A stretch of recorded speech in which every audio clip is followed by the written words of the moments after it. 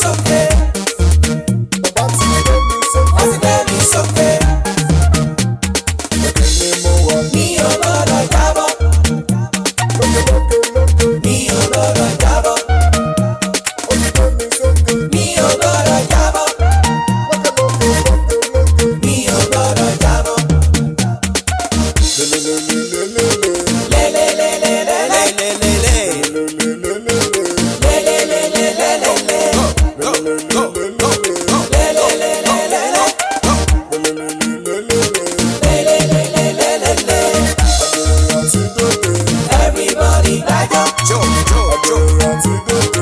Everybody jíjó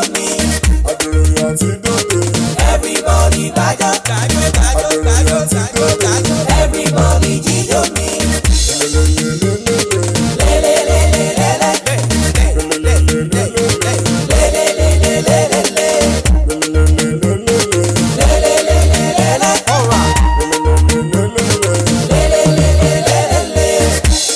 Lọ́wọ́ yóò orin mi ló ń gbọ́. Lọ́wọ́ yóò ìlú mi ló ń jó. Àmì nísẹ̀yìn ọ̀rọ̀ mi ló ń sọ. Royal America, Royal nílùú London, Royal ní Malaysia, gbogbo Dubai, ìmọ̀ Saudi o, mẹ́ta ní Medina, Jerusalem lápapọ̀, ó fi mọ́ Germany, gbogbo Dublin gan, ìjó mi ló ń jó, ó yá filẹ̀ bẹ́ẹ̀, jó wà bẹ́ẹ̀, filẹ̀ bẹ́ẹ̀, ọmọ jó wà bẹ́ẹ̀, àdùnnú àti dòdò. Everybody gbàjọ́. Àdùnnú àti dòdò. Everybody jíjó mi. Àdùnnú àti dòdò. Everybody gbàjọ́. Àdùnnú àti dòdò. Everybody jíjó mi.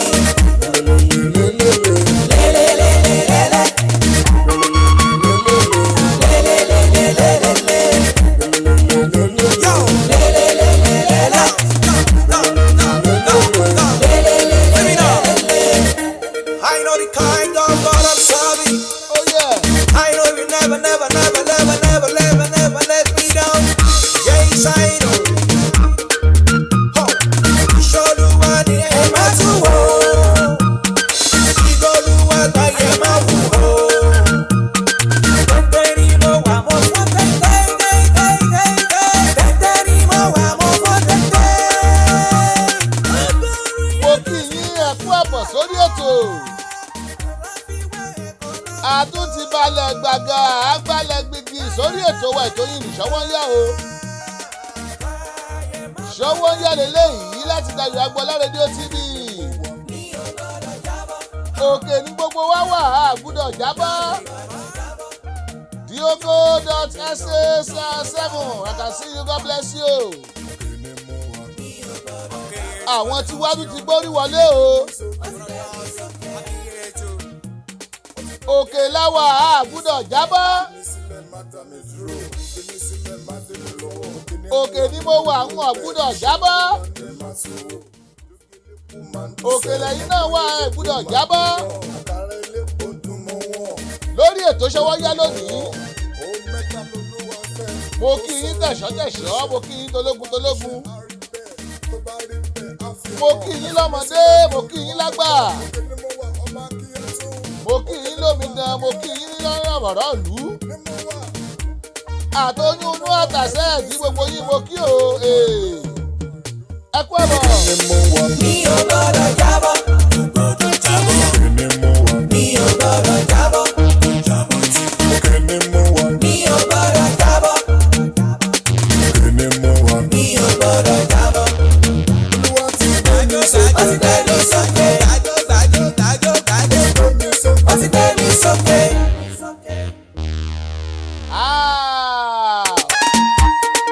Òkè lájọ́ wà á gbúdọ̀ jábọ́jọ́. Lónìí ọjọ́ Ajé. Ògúnjọ́. Oṣù keje.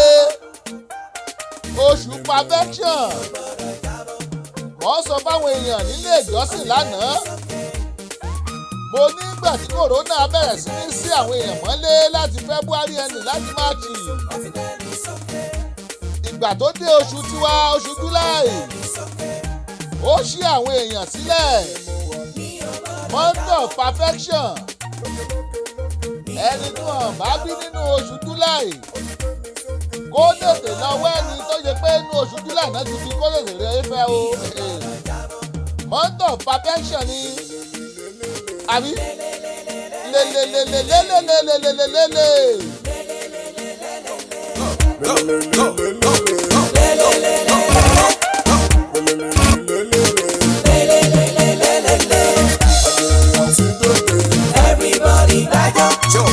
Bàbá ló ta ló jáde wá ẹ wá máa gbọ́ ètò wa.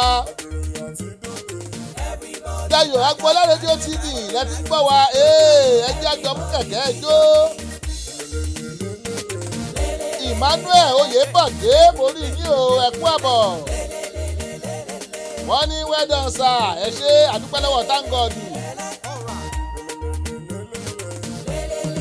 Wọ́n ní ẹ̀túnkún ètò sà ẹ ṣeun. Augustine Adémọ́lá Oyinlóye borí yín o wọ́n ní ẹ̀kú ètò. Wọ́n ní good music.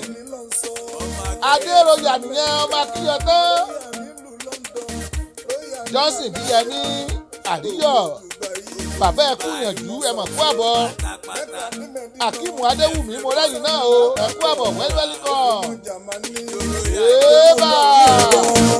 Ìjọ mi lọ ń jó, ó yá mílẹ̀ bẹ́ẹ̀, yóò wà bẹ́ẹ̀, mílẹ̀ bẹ́ẹ̀, ọmọ yóò wà bẹ́ẹ̀, àdòrìn àti dòdè. Everybody dájọ́. Àdòrìn àti dòdè.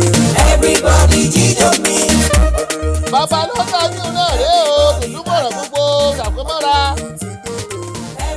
Màmá wípé mi lọ́mọ òsì àṣìṣe ọmọ ẹlẹ́gbẹ̀rin òró. Ọmọ eléso gidigba àná ṣọ́nà. Èso kan mú rẹmọ lúgbà òṣà tì kíná. Ọmọ ọwọ́ ọmọ ẹkùn. Ọmọ ajé burúkú yẹrẹrẹ ọmọ ìkà tẹ́tẹsẹ̀ mọ́rin. Ébà. I know you never let me down. Kò ṣeé rí kò ṣeé fẹ́kù. Sọ kí lọmọ fúnra rẹ̀. Ọ̀gá skoskoskoskoskoskoskoskoskosko. Rúùtù Ọládé Adéjùmọ̀ mo mọ̀ lẹ́yìn náà. Ẹ mọ̀ fún àbọ̀ sórí ètò. Bó o ní ẹkú ìsinmi àná sí òrẹ́ra. Iṣẹ́ tún ti bẹ̀rẹ̀ ń pẹ́rẹ́wú nìyẹn. Ọ̀lẹ ò lè gbélùú wa. Ọ̀rẹ́ ò lè gbá Amẹ́ríkà. Aago 4 làwa ń jí l'Amẹ́ríkà. Aago 12 lọ̀lẹ́ ń jí. Ọ̀lẹ ò lè gbélùú wa. Mi ò gbọ́dọ̀ jábọ́. Mi ò gbọ́dọ̀ Ṣọwọ́ yà tò ní. Yóò tún ìlànà bọ̀gì. Yóò fà láńtà dání. Kọ́ńdà yóò gbọ́ ọmọ pẹ̀ yóò tún dènà fi gan dánwò. Ọmọ yẹn lépo máa ń dùn gan, àtàrà elépo dùn mọ́ wọn. Adéròyà ọmọ akíyẹ tó lẹ̀ ń gbọ́ yìí ó ní òkè ní mo wà ní ògbúdọ̀ jábọ́. Tó bá rí bẹ́ẹ̀ á fi hàn, ẹ̀sìn mi sílẹ̀ mi ò lè wálẹ̀ mọ́, òkè ni mo wà ọmọ akíyẹ. Àwọn ọ̀kan ọ̀jọ̀kan orin la máa mú wá fún yín lórí ètò lónìí. Àti ọ̀rọ̀ ìṣítí. Mi ò gbọ́dọ̀ jábọ́. Mi ò gbọ́dọ̀ jábọ́. Mi ò gbọ́dọ̀ jábọ́. Bàbá wa Augustine Adémọ́lá Oyinlóye Moríṣẹ́ tún ti wọlé o. Ẹ kú àbọ̀ sórí ètò Morí yín. Ébà. Owó nìkan ló lè ṣe o.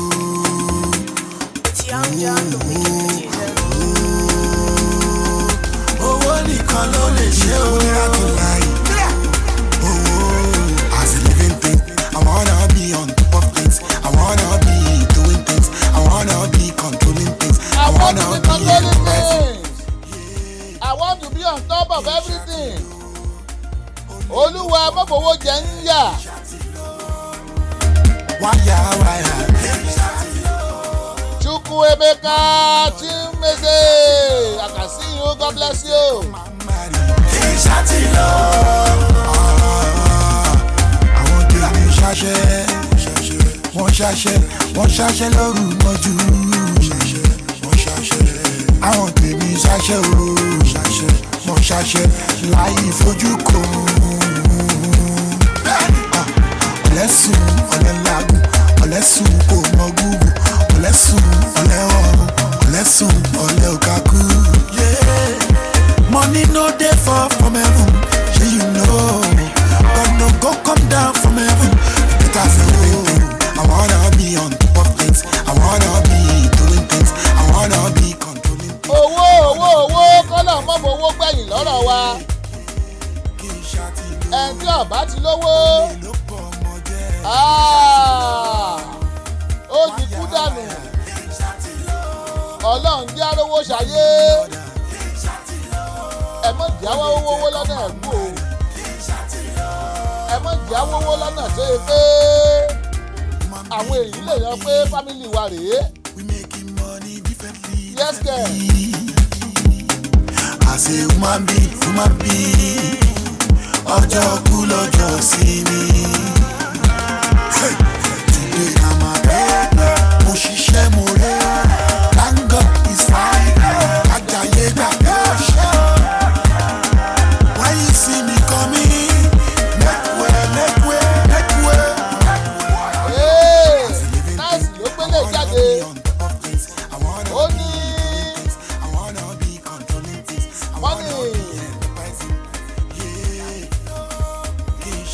Ó ní living things. Adérìnọlá Adébọ̀wálé Frankemi àtàsíyù. Ẹ kú àbọ̀. Orí ètò Ṣọ́wọ́yá náà lẹ wọlé sí o.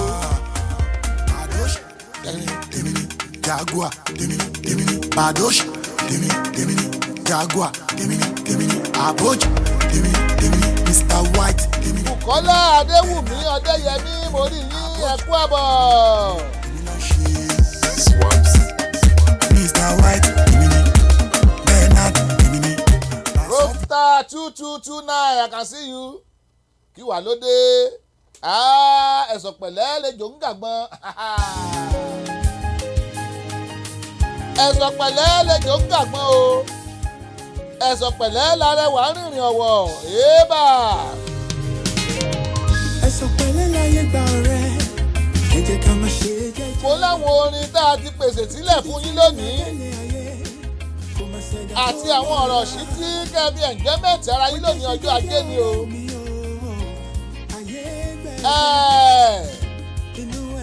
Ẹ jẹ́ àjọ máa gbádùn ẹ̀.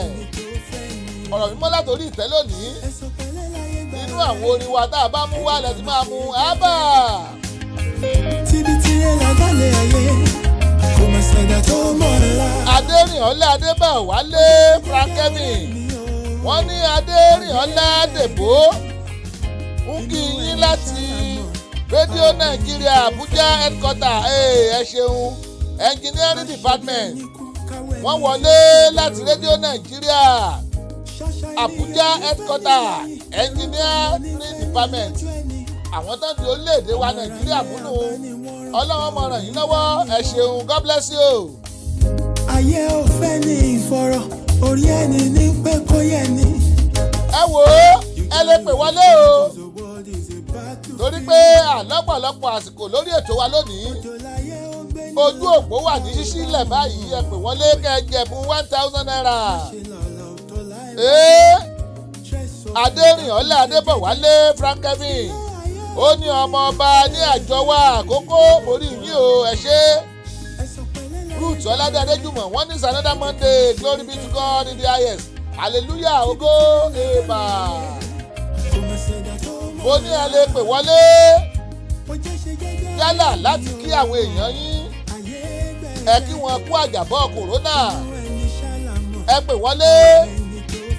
Kẹ́ ẹ mú nọ́mbà kẹ́ ẹ jẹ̀bùn. Èèbà. Nọ́mbà tẹ́ máa pè sí náà ló wà lójú ìwòran yín yìí o. +1 443 410 2427 +1 443 410-227. Mẹ́ni tó fẹ́ mi. Ṣé rántí a ò mẹ́rin ìjọba ẹ̀wẹ̀kú ẹ̀wẹ̀lẹ̀? Àwọn ọlọ́tẹ̀ ni wọ́n dìde wọn lájànà bó lè rínú gbọ́gbé. Àṣenìtàn bá ní ìdàrú ṣálọ̀ máa ráyè. Àwọ̀ fẹ́lẹ́ bòónù kò jẹ́ àríkùn wá ṣe bí. You gotta be wise. Adérìnọ́lẹ̀ Adébọ̀wálé Frank Kevin wọ́n ní play obey song for us we are enjoying you sir. Number 4 ni mo mú o ẹ máa pè wọlé ní Mr. Adérìnọ́lẹ̀ Adébọ̀wálé ẹ máa pè sórí nọ́mbà yìí ojú àgọ́ wa ní ṣí sílẹ̀ 443-410-2427 ní ẹ̀yin ẹ pè wọlé. Ṣé ẹ rí orin òbẹ́tà ní àpilẹ̀ òun ẹ rí i pé àìsábà play orin bàbá wa Ebenezer Obey lórí ètò wa yìí torí wípé wọ́n ti gba àwọn copyright sí ọ̀pọ̀lọpọ̀ orin wọn tẹ́ ẹ bá lò lórí YouTube àbí lórí Facebook ìṣẹ́dá kan mute ẹ̀ tàbí kan yọ ọ́ dànù bàbá ti gba copyright lé lórí wọn fẹ́ káwa ó enjoyment ẹ̀ ìdí rèé o dáìyé play orin bàbá wa Obey ẹ rí i pé à ń play tàwọn olórin yòókù wọn bàbá wa ti gba copyright lórí orin wọn. YouTube á ní gba copyright Facebook á ní gbàṣẹ lọ́wọ́ ẹ tó ní ìdí rèé tá a ṣe ń lo àwọn orin àwọn èèyàn tá a ní tàbí pé wọ́n gba copyright ẹ̀ kí la sọ bàbá gba copyright lórí ẹ̀ wọ́n fẹ́ káyé bá wọn pín bẹ̀. Lè pè wọlé o +1-443-410-2427 ó wà lójú ìwòran yín ẹ pè wá wọlé kẹ́ ẹ jẹ̀bùn. Inú ẹni ṣàlàmọ́ àwọn ẹni tó jẹ́jẹ́ ẹ̀sọ̀ pẹ̀lẹ́ láyé gbà rẹ̀ ẹ jẹ́ ká máa ṣe jẹ́jẹ́. Ọ̀rẹ́ mi ṣòun tí àwọn abẹ́lé ayé àgbàdo ti sí kòtò kára yòókù lọ́gbọ́n. Mo jẹ́ ṣe jẹ́jẹ́ ọ̀rẹ́ mi o, ayé gbẹ̀gẹ́. Inú ẹni ṣàlàmọ́ àwọn ẹni tó fẹ́ mi. Ẹ̀sọ̀ pẹ̀lẹ́ láyé gbà rẹ̀ ẹ jẹ́ ká máa ṣe jẹ́jẹ́. Ẹ̀sọ̀ pẹ̀lẹ́ ṣàlàyé gbà ẹjẹ́ máa yẹ jẹ́jẹ́ tibitire ládálẹ̀ ayé kò sẹ́dá tó mọ̀la Prince Adéròyà Akínyẹtún wọn wọlé ẹ tó lórí mo play lẹ́ẹ̀kan rèé wọ́n padà bọ̀ lórí orí yẹn ẹ tó lórí mo play lẹ́ẹ̀kan ó wọlé borí yín Prince Adéròyà Akínyẹtún ọmọ ọba ẹ̀kú àbọ̀ lórí ètò. Àwọn náà ṣorí ẹ̀kan o orí tá a fi bẹ̀rẹ̀ ètò òkè tí mo wà mi ò gbúdọ̀ jábọ́ mo tún máa jù sí nítorí píìsì wa àtàwọlé sórí ètò ó máa ń dá a pé tá a bá lórí èèyàn kó lórí yẹn gan kó àpúrúfù pa á lò ó mo sọ fún yín pé tàwọn kan wà tó yẹ pé àti ẹ̀ lè lò tẹ́ ẹ bá lò báyìí wọ́n á ní copyright ni wọ́n ní gbé jáde wọ́n ní kí ẹ play ẹ̀ tàbí community ẹ̀ ṣùgbọ́n tá a bá ra wọn tán ṣorin tán fún wa láǹfààní láti máa lò lórí ètò báyìí ká máa yẹ wọn sí ni. Bàbá wa Prince Adéròyà Akínyẹtún ẹ dúró lórí ètò lẹ́yìn orin eléyìí tó play yìí orin yìí ni máa gbé sí kẹ́rin bóyá ń já lórí ètò wa òkè ni mo wà mi ò gbọ́dọ̀ jábọ́ òkè ni mo wà mi ò gbọ́dọ̀ ṣubú orin eléyìí tẹ̀ ń gbọ́ lọ́wọ́ yìí àbúrò mi Abíọ́dún Olójúgbà Peter Olójúgbà Abíọ́dún ọmọ bàbá ṣẹ̀gẹ́tò olóṣèlè jáde ó ní no wàhálà tẹ́ ẹ bá lórí yẹn no wàhálà tẹ́ ẹ bá transmit ètò wa no wàhálà tẹ́ ẹ bá ṣòkòhun pẹ̀lú program wa no wàhálà.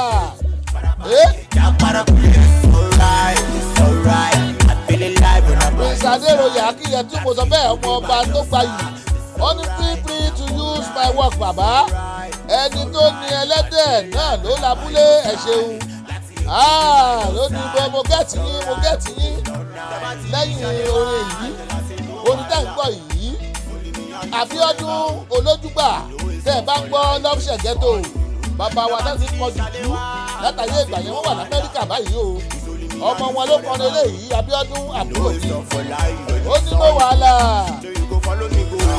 mo ní lẹ́yìn eléyìí òkè tí mo wà kó gbúdọ̀ jábọ́ ló máa wọlé àbí tánà fẹ́ wà lókè òkè lèmi tó wà jọ kò gbúdọ̀ ṣubú mi ò gbúdọ̀ jábọ́ ébà.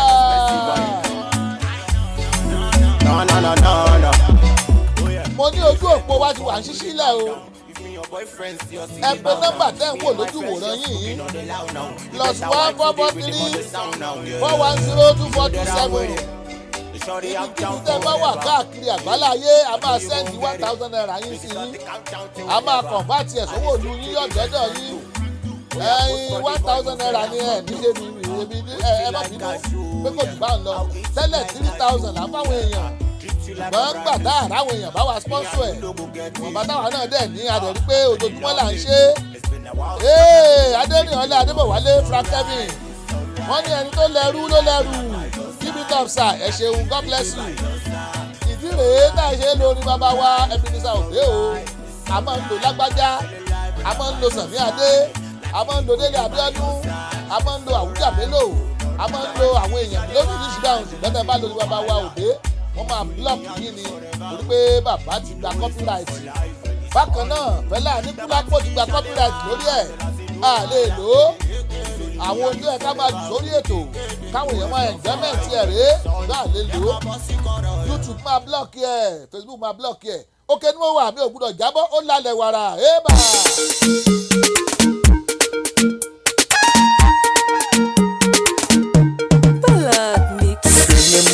Mi ò gbọ́dọ̀ jábọ́. Mi ò gbọ́dọ̀ jábọ́. Mi ò gbọ́dọ̀ jábọ́. Mi ò gbọ́dọ̀ jábọ́. Ó ti gbé mi sókè. mo sọ pé ẹ̀yin tẹ́ wà lórí atẹ́kùn lọ́wọ́lọ́wọ́ tẹ́ ń wò wá báyìí orin tẹ́ ń gbọ́ yìí Prince Adéroyè Akínyẹtún ni o àwọn olórin táwa lè fọwọ́ sọ̀yà fún pé ibikíbi tẹ́ fẹ́ ṣe ìnáwó lórílẹ̀‐èdè Nàìjíríà ẹ máa pè wọ́n àwọn lẹ́ ń wò yẹn Prince Adéroyè Akínyẹtún ọmọọba ni wọ́n ẹ fẹ́ ṣe òkú àgbà ni ẹ pè wọ́n ẹ fẹ́ ṣọjọ́ ìbí ni ẹ pè wọ́n ẹ fẹ́ ṣe ìṣílé ni ẹ pè wọ́n ẹ fẹ́ ṣe ohunkóhun ẹ fẹ́ ṣe ìgbéyàwó ẹ pè wọ́n ẹni bàbá ló ń dá lórí ẹ pè wọ́n wọ́n máa sá nígbà yín wà láìtàlá rasúláwá èébà èébà.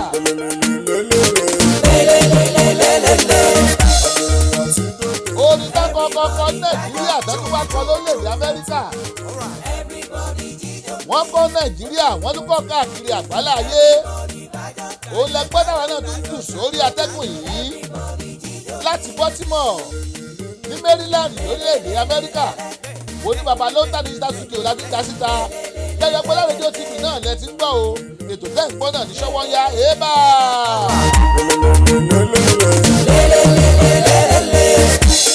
lọ́wọ́ yìí o orin mi ló ń gbọ́ lọ́wọ́ yìí o ìlú mi ló ń jó ẹ̀mí nísẹ̀yìn o ọ̀rọ̀ mi ló ń sọ royal lamẹ́ríkà royal nílùú London royal ní Malaysia gbogbo Dubai ìmọ̀ Saudi o mẹ́ta ní Medina Jerusalem lápapọ̀ ó fi mọ́ Germany gbogbo Dublin gan ìjó mi ló ń jó ó yá filẹ̀ bẹ́ẹ̀ jó wà bẹ́ẹ̀ filẹ̀ bẹ́ẹ̀ ọmọ jó wà bẹ́ẹ̀ àdòrò àti dòde.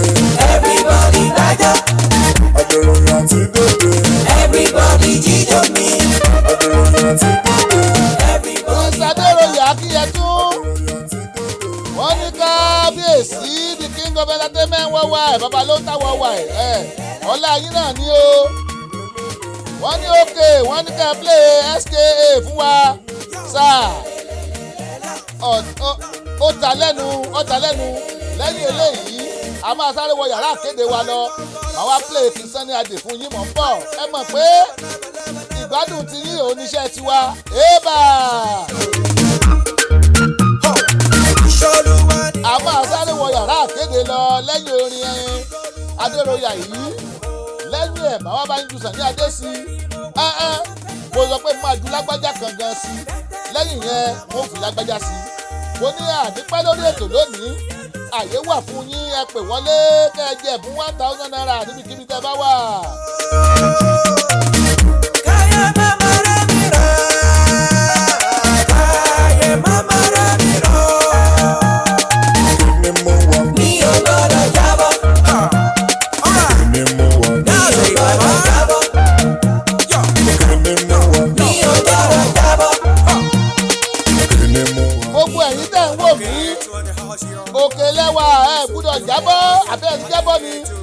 ẹ̀jẹ̀ bọ́tì fábàdà. Fini sílẹ̀ má dá mi dúró, fini sílẹ̀ má dé mi lọ́wọ́. Ní mú wa nílé kúrò bẹ́ẹ̀, ṣé olúwa ní má sòrò.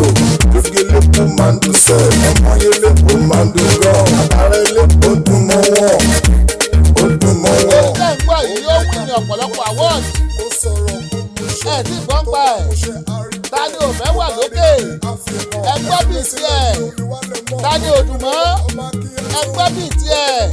Ta ni ò fẹ́ rọ̀ rọ́nú ẹ̀? Ẹ gbọ́ bíi tiẹ̀. Òkè ni mo wà fún ọ̀gbúdọ̀ jábọ́ ébà. Mi ò gbọ́dọ̀ jábọ́. Mi ò gbọ́dọ̀ jábọ́. Mi ò gbọ́dọ̀ jábọ́.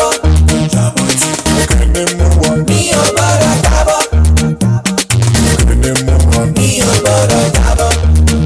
Wọ́n ti gbé mi sókè. Wọ́n ti gbé mi sókè. Ébà. Everyone dreams to have a day of joy, a day people would gather to eat, drink, dance, make merry and say congratulations. You can't afford to ruin your party. Don't be negligent about sensitive matters. You need to plan well in order to avoid a big mess. Arakotua is all you need. At Arakotua, we'll plan the best for you. We'll provide your desired attire, ashwebi, and make different styles for everybody. We make provisions for assorted foods. We also handle your decorations. In short, we organize the best, and that is why we are called Ara, the best event planner. So, for your next occasions such as birthday, housewarming, naming ceremony, coronation, conferences, and so on, contact the best. Contact Arakotua on +144 335 60052 or +141 029 85105. Arakotua, we are the best of the best. Bóyá jẹ́ náà ní Arakotua náà ní ẹ pé ẹ fẹ́ raṣọ ní ẹ pé Arakotua ṣé Kotua náà pé ọlọ́run àbẹ̀jẹ̀ méje ní ìmì ọyọ ṣé Kotua náà pé lọ́dọ̀ ọdún yẹn rèé ẹ gbà. Nítorí àwọn èèyàn wa tẹ́níkà báwọn nísàní adé aládé wọlé òré ẹ gbà. Ìmásíkú gan-an.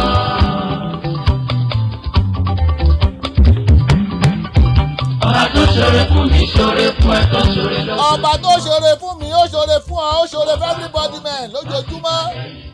Ọba tó máa ń kàn tí ìtìkà lẹ́yìn. Tèmítáyọ̀ Akínrìnmádé Babalọ́lá borí yín ẹ̀kú àbọ̀. Èébà Adérìnọ́lá Adébọ̀wálé Frankenstein àwọn náà ní ká play Sàní Adé òré o ẹgbà.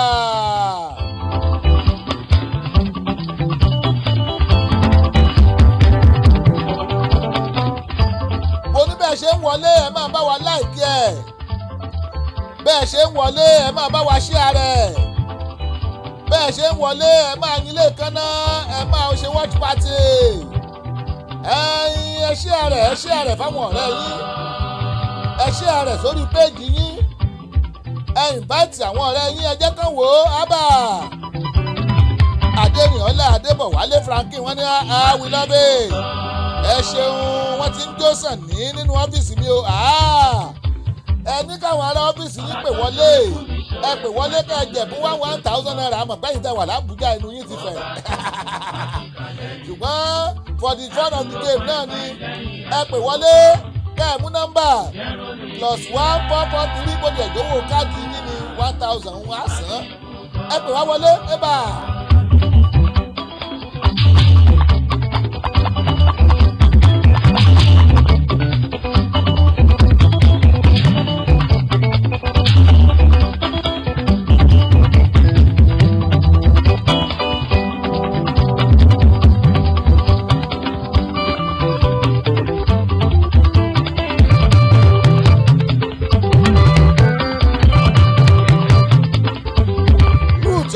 Adéjùmọ̀ ìjòyè ọ̀wá pọ̀ téèyàn bá kán lẹ́yìn èmi ò sí ń bẹ̀ o.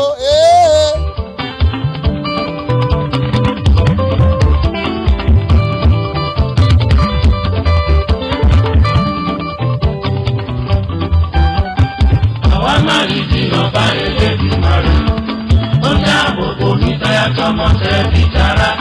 Ó dáàbò bò mí táyà tọmọ tẹbí tará. mo ní láàrin ìṣẹ́jú mẹ́wàá sí báyìí a máa round up lórí ètò yìí torí pé àwọn ètò míì tún fẹ́ wọlé ṣùgbọ́n ojú òpó wà ní ṣíṣí lẹ̀ báyìí ẹ pè wọlé sórí +14434102427 tẹ́ ẹ bá ń pè outside America ẹ pè wá wọlé kẹ́ ẹ jẹ ẹ̀bùn àbá.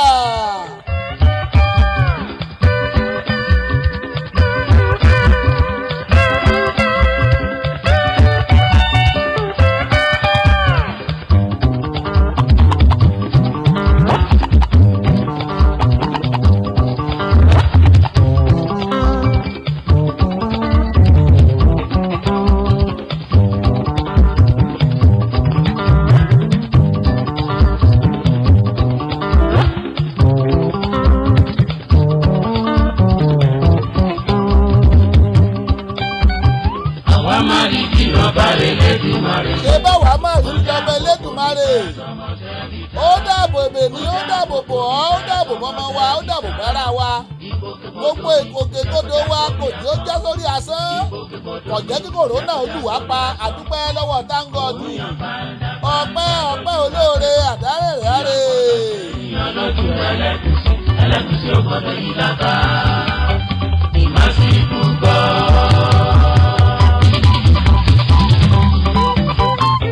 Sàní Adéyẹdẹ rèé o Sàní Adéhùn rèé Adérìnọlá Adébọ̀wálé Frankeni ló ní kí n ju Sàní Adé sí ajú sí o rèé ẹgbà.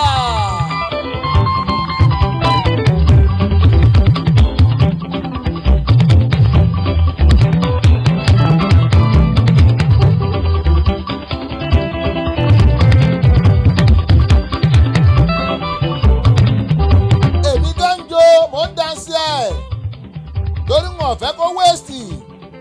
Obiozo Obike, I can see you. God bless you. Welcome to the show. This is Shawon Yara from Dayo Agbola Radio TV. Yes, if this is your first time of coming onto the program, you can access us on YouTube, on Dayo Agbola TV, or check Babalonta TV. Join us on these pages on Facebook. You go to Samis Dayo Agbola. You go to Babalonta, you go to Dayo Agbo Media Diamond, then you as well go to Dayo Agbola Radio TV. On Instagram, we have two handles, Samist Agbola, then we have Babalonta, yeah. Then download our radio app on your phone. Go to Google Play Store, check for Dayo Agbola Radio, so you can download it.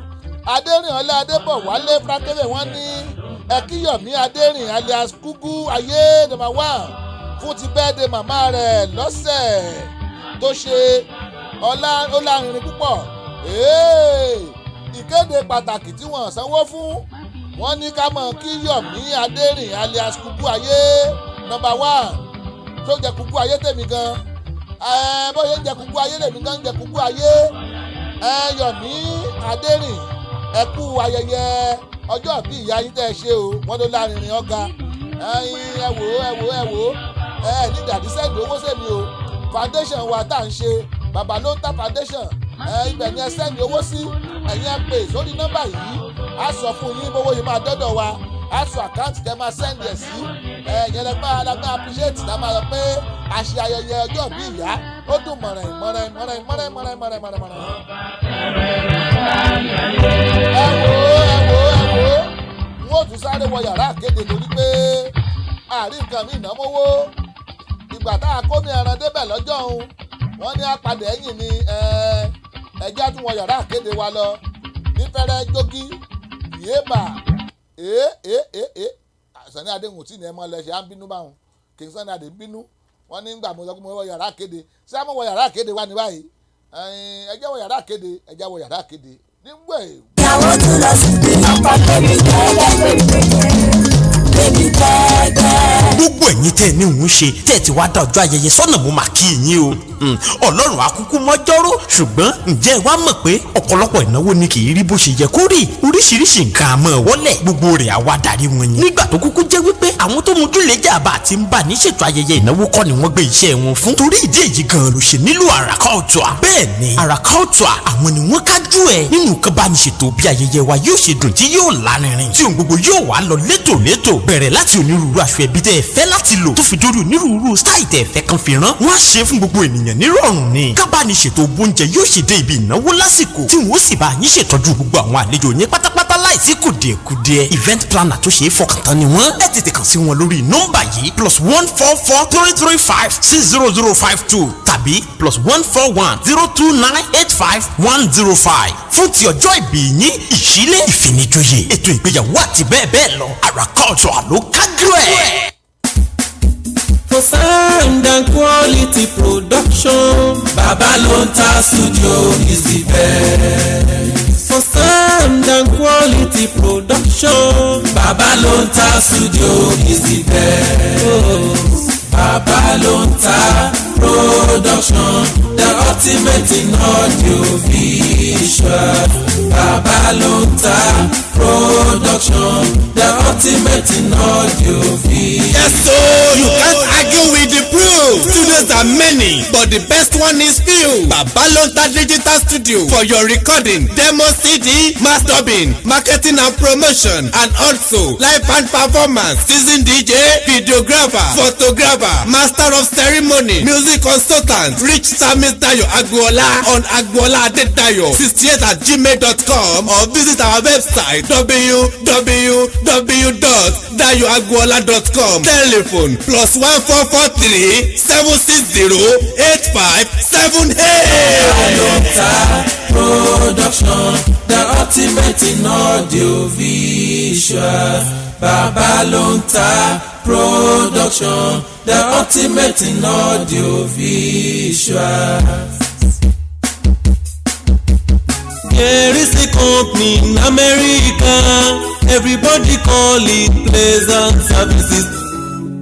You better call them for the event planning. The Pleasant Services, they will plan your event more than your expectation. Decorating services, they are wonderful. Ká má tiẹ̀ wá sọ tadarí ètò, alága ìdúró tàbí alága ìjókòó, ẹ ti lọ wá pàjù. Pàbàmbarì ibẹ̀ tún wá ní wípé kò sóúnjẹ adúláwọ̀ tẹ fẹ́ tẹ́ ò ní rí ní The Pleasant Services. Wọ́n ṣáà ti pè sórí nọ́mbà wọ̀nyí +14436504434 tàbí +14437608578. The Pleasant Services. Oh my God, orí ẹ wà níbẹ̀. Call them for the event planning.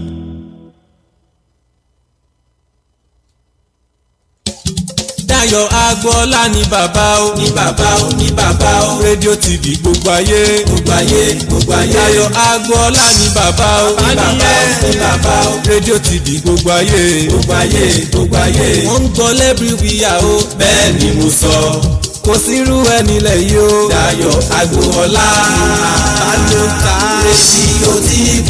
kò sẹ́gbẹ́ ẹni lẹ̀ yìí o. Dayo Agboola rédíò TV.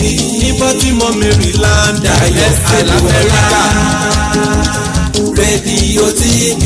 Dayo Agboola gbogbo ayé ló ń gbọ́. Dayo Agboola rédíò TV náà lẹ́wà o. màá wá wípé ọ̀gá lọ́kìn láàrin àwọn ẹyẹ kò sẹ́yẹ tó lè dorí kodò bí àdán àfilẹ̀ tẹ́jẹ́ ó bá tẹnu ẹ̀ jáde torí wípé àwa làgbà adìyẹ funfun kọ́ òun làgbà adìyẹ ìjàkadì kọ́ o ìjàkadì kọ́ ajura wa lọ ṣe bẹ́ẹ̀ náà rí bóyá kílíìnì bí ojú ọmọdé ó pọ́n fẹ́rẹ́fẹ́rẹ́ ẹ̀gbọ́n ọ́díò yẹn náà tó ń jáde ẹ̀gbọ́n orin ńgbà tó bá wọlé náà ó kọjá bí kíáfù iléeṣẹ́ tí irinṣẹ́ dùn tó èbó ló kó irinṣẹ́ wa wá èbó ló ṣe irinṣẹ́ tiwa iléeṣẹ́ tó yẹ pé irinṣẹ́ dùn náà ni Dayo Agboola rédíò TV mo ní káyọ̀ wọn ẹ má gbàgbé o ṣe rí kíní kan wà tá à ń pè ní Babalonta Foundation níbẹ̀ láti ń fáwọn èèyàn lóúnjẹ àwọn èèyàn tó yà mọ̀ pé wọ́n súnmọ́ tòsí tá a lè fún lóúnjẹ a lè fún gbogbo èèyàn ní ayé lóúnjẹ o àwọn tá a rí pé a lè fún ìwọ tó bá fẹ́ jẹ́ alábàápín inú wá ràn wá lọ́wọ́ àní ẹ̀ mówó wá tẹ wá bá jóúnjẹ ni bójá pò ráìsì kan ni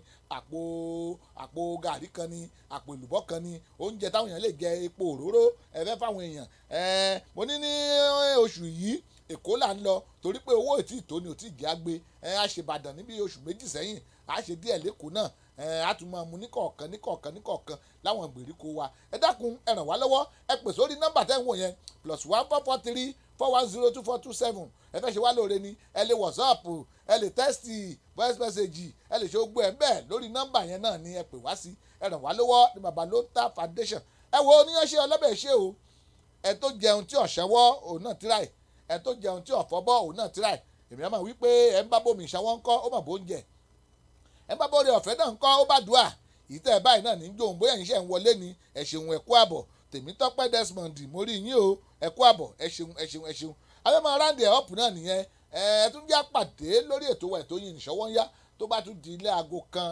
ọ̀la ọjọ́ ìkílẹ̀ ọjọ́ ọ̀la náà àìkú ajé ìṣẹ́gun lọ́jọ́ ìṣẹ́gun ẹ jẹ́ àpàdé láago kan lórí ètò ìṣọwọ́ ń yá jẹ́dìgbà náà wọ́n tún fà yín lé ọmọọba Akínyẹ̀tún lọ́wọ́ ọmọọba Akínyẹ̀tún àwọn náà gbé wa wọlé Prince Adéroyà Akínyẹ̀tún àwọn náà gbé wa wọlé àwọn náà máa kọrin wá jáde ilé náà pè ní ìbẹ̀rù Olúwa ìpilẹ̀ṣẹ̀ ọgbọ́n. Dayọ̀ kí ló dé sọ̀rọ̀ ẹ̀ wà mọ̀ pé o sọ́lẹ̀ kan ó yá jáde.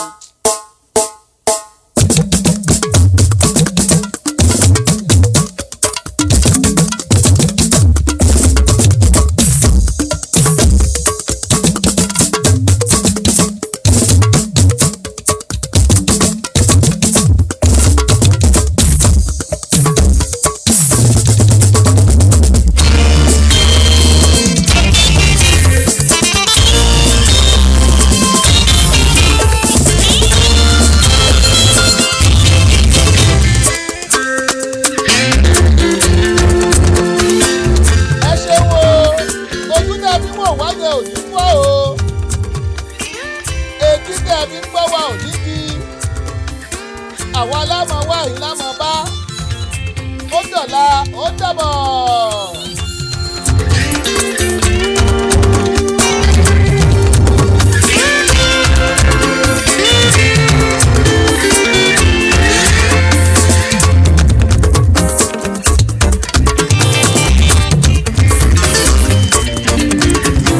ìbẹ̀rù Olúwa nípìnlẹ̀ṣẹ̀ ọgbọ́n ìbẹ̀rù Olúwa nípìnlẹ̀ṣẹ̀ ọgbọ́n ìbẹ̀rù Olúwa ìbẹ̀rù Olúwa ìbẹ̀rù Olúwa nípìnlẹ̀ṣẹ̀ ọgbọ́n ni.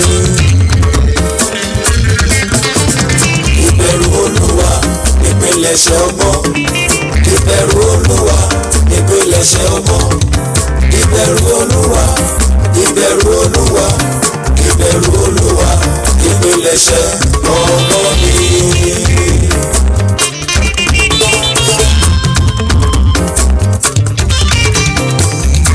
ìbẹ̀rù Olúwa òun nípìnlẹ̀ṣẹ̀ ọgbọ́n ọmọ Akínyẹ̀tún ó ṣe pàtàkì nínú ilé nínú ìjọ láàrin ìlú lórílẹ̀‐èdè ìbẹ̀rù Olúwa òun nípìnlẹ̀ṣẹ̀ ọgbọ́n ọmọ Akínyẹ̀tún nípìnlẹ̀ṣẹ̀ ọgbọ́n ìbẹ̀rù Olúwa nípìnlẹ̀ṣẹ̀ ọgbọ́n ìbẹ̀rù Olúwa nípìnlẹ̀ṣẹ̀ ọgbọ́n ìbẹ̀rù Olúwa ìbẹ̀rù Olúwa ìbẹ̀rù Olúwa nípìnlẹ̀ṣẹ̀ ọgbọ́n ni.